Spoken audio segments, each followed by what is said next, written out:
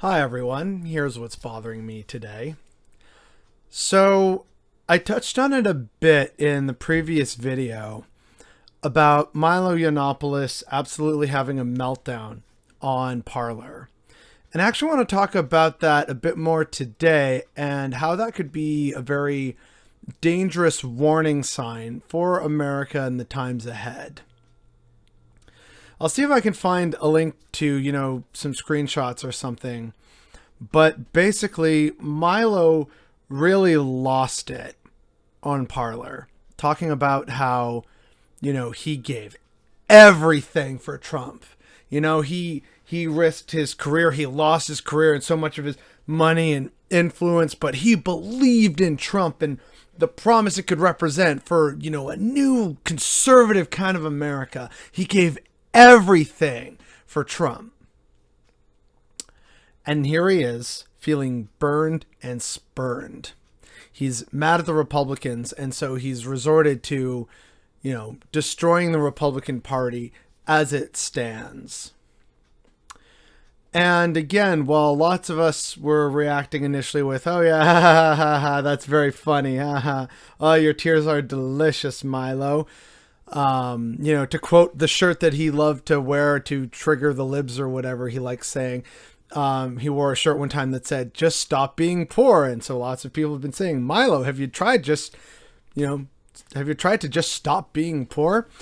So beyond people reveling in his suffering, it's interesting in that what goes overlooked is what this potentially means for the rest of the MAGA crowd and the alt-right when they have that same realization.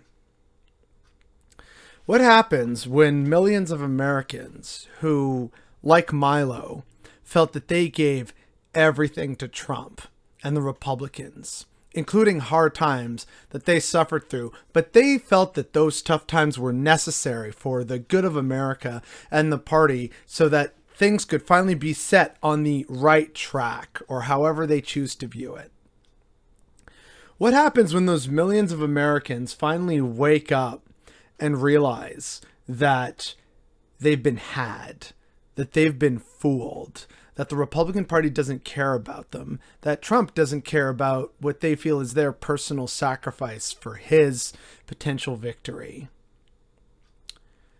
What happens when everyone has their Milo moment and commits to the death of the Republican Party, if not, as I mentioned in the last video, the death of Republicans themselves in a very violent confrontation because they are this pissed off and upset? What happens to American politics and the level of discourse and the level of public safety when that happens to millions of Americans across that vast country?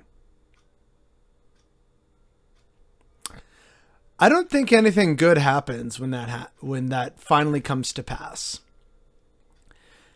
And I hope it doesn't come to pass. But these days, you never know. Thanks to right-wing media, Americans on the right have been so positively riled up and filled with burning passion, rage, and hatred for all things not them, that they've needed stronger drugs in the form of Alex Jones, QAnon conspiracies, the alt-right pipeline right here on YouTube. This is what has replaced the Tea Party and earlier Republican discourse and an ever so slight ability to engage in compromise with the other side. That's gone now. These people are mad. They're pissed off. Many of them want to kill people, and many of them now pose a greater threat to the Republican Party than the Democratic establishment do. But hey, it was fine to co-opt them for a while and make money from it. And boy, look at these ratings, right?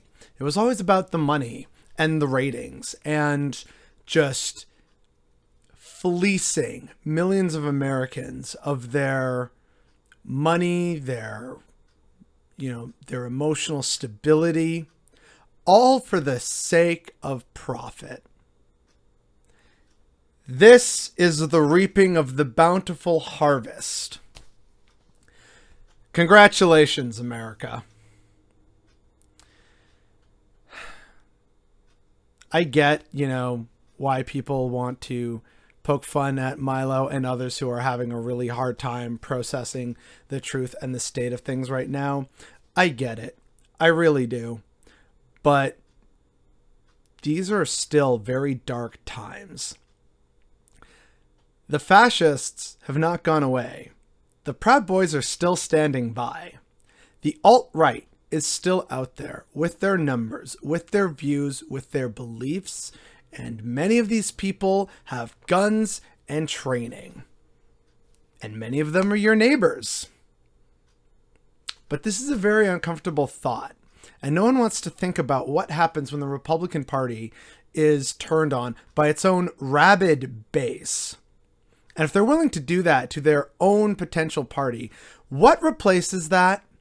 And what does that mean for the other side? America is not out of the woods yet, and yet people seem to think that brunch is still on when it absolutely isn't. And that, Biden's going to fix a bunch of these things magically when there's no possible way for him to do that. And people think that the Republicans are still going to enjoy the loyalty of these people when we're already seeing that unravel before our very eyes. But no one wants to talk about these very dark, terrible questions because that's not profitable. And it's already been a terrible, frightful year. And as much as we may love to revel in Milo's meltdown and see him suffer for all the suffering that he loved to rub in other people's faces, I get it. That feels like a sense of karmic justice, but we're not done with the karmic cycle of stupidity just yet. It is still happening. There are plenty of people in Milo's position who haven't had that realization yet. And when they do, it's going to be a very dark time in American history. And that's what's bothering me today.